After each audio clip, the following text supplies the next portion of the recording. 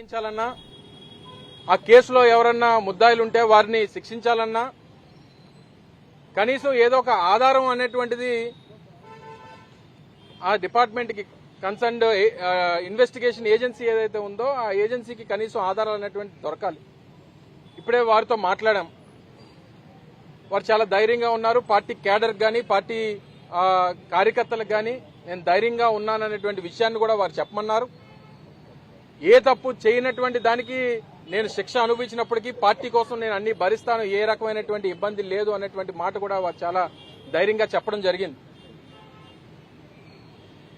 వారిని గత 5 సంవత్సరాలు 2019-24 మధ్యలో వారి కంపెనీలకు సంబంధించి కానీ వారి పర్సనల్ అకౌంట్స్ సంబంధించి కానీ అన్ని రికార్డ్స్ అడిగారు, అన్ని బ్యాంక్ స్టేట్మెంట్స్ అడిగారు, వారు ప్రొడ్యూస్ చేశారు.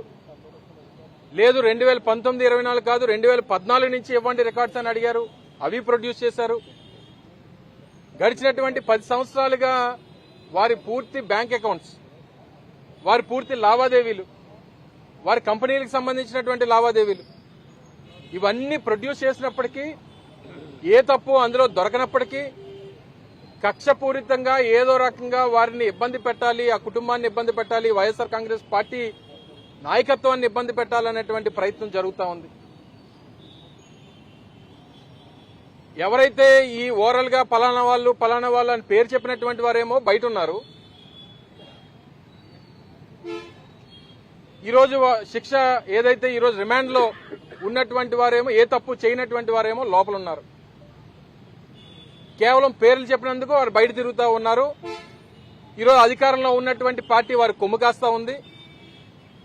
అన్ని రకాలుగా కూడా వారు ఈరోజు బయట తిరిగేటువంటి అవకాశం, వారు స్వేచ్ఛగా వారికి చెప్పినట్టు ఎవరో 4 పేర్లు చెప్పేస్తే, ఒక గుడివాడ అమర్నాథ్ పేరో లేకపోతే ఇంకొకరి పేరో చెప్పేస్తే మేము బయట తిరగొచ్చానంటే ఏదో సాక్ష్యం చెప్పించేయడం, వాళ్ళు ఇచ్చినటువంటి స్టేట్మెంట్ ఆధారంగానే మాలాంటి వాళ్ళందరినీ అరెస్టులు చేసేయడం. ఇది ఈరోజు రాష్ట్రంలో జరుగుతున్నటువంటి ఒక ప్రక్రియ. ఈరోజు రాష్ట్రంలో ఉన్నటువంటి కూటమి ప్రభుత్వానికి ఏదన్నా ఇష్యూ, వారి ప్రభుత్వానికి వ్యతిరేకంగా ఏదన్నా ఇష్యూ వస్తే ఆ ఇష్యూని డైవర్ట్ చేయడానికి ఏదో ఒక ఇష్యూని అందుకుంటారు. అది లిక్కర్ కేసు అంటారు, లేకపోతే లడ్డు అంటారు, లేకపోతే తిరుపతి లడ్డు అంటారు, లేకపోతే రకరకాలైనటువంటి ఇష్యూస్. యూరియా ఇష్యూ బయటకు వస్తే ఒక డైవర్షన్, విజయవాడ ఫ్లడ్స్ వస్తే ఒక డైవర్షన్. ఇలా వారికి డైవర్షన్కి కావాల్సినటువంటి ప్రతి సమయంలో ఎవరొకరి మీద కేసు పెట్టడం, వాళ్ళని ఇరికించడం, వాళ్ళని బంధించడం, ప్రజల తాలూకా ఉద్దేశాన్ని మార్చాలనేటువంటి ప్రయత్నం ఈరోజు రాష్ట్రంలో జరుగుతూ ఉంది. మొన్న చూసాం బాలకృష్ణ గారు మాట్లాడినటువంటి మాటలు. ఇప్పుడు దానికి ఏదో సబ్జెక్ట్ ఎత్తుక్కుంటారు వాళ్ళు. రాష్ట్రంలో గడిచినటువంటి 48 గంటలుగా రాష్ట్రంలో బాలకృష్ణ చేసినటువంటి వ్యాఖ్యలు ఏ రకమైనటువంటి దుమారాన్ని లేపాయో 2 రాష్ట్రాల్లో తెలుగు ప్రజలందరి మధ్యలో అనేటువంటిది మనం చూసాం. తక్షణమే దానికి చిరంజీవి గారు ఇచ్చినటువంటి సమాధానాన్ని చూసాం. మా నాయకుడు జగన్మోహన్ రెడ్డి గారు మీద చేసినటువంటి వ్యాఖ్యలకి వైఎస్ఆర్ కాంగ్రెస్ పార్టీ నాయకత్వం చేస్తున్నటువంటి ఆందోళన చూశారు. ఈరోజు రాష్ట్ర వ్యాప్తంగా దాని మీద పెద్ద ఎత్తున చర్చ జరుగుతూ ఉంది. దాన్ని ఏ రకంగా డైవర్ట్ చేయాలంటే ఇంకో ఇద్దరిని ఎవరినో పేర్లు తీసుకొని వచ్చి వాళ్ళిద్దరిని ఎవరినో వేసేయడం, బాలకృష్ణ సబ్జెక్ట్ ని డైవర్ట్ చేయాలనేటువంటి ప్రయత్నం జరుగుతుంది. యూరియా గురించి వస్తే ఒక సబ్జెక్ట్ డైవర్షను, బాలకృష్ణ గురించి వస్తే ఒక సబ్జెక్ట్ డైవర్షను, విజయవాడ వరదలు వస్తే ఒక సబ్జెక్ట్ డైవర్షను, తిరుపతి లడ్డు గురించి ఒక సబ్జెక్ట్ వస్తే అదొక డైవర్షను. ఇవన్నీ కూడా చూసిన తర్వాత ఈరోజు మిథున్ రెడ్డి గారిని కలిసాం.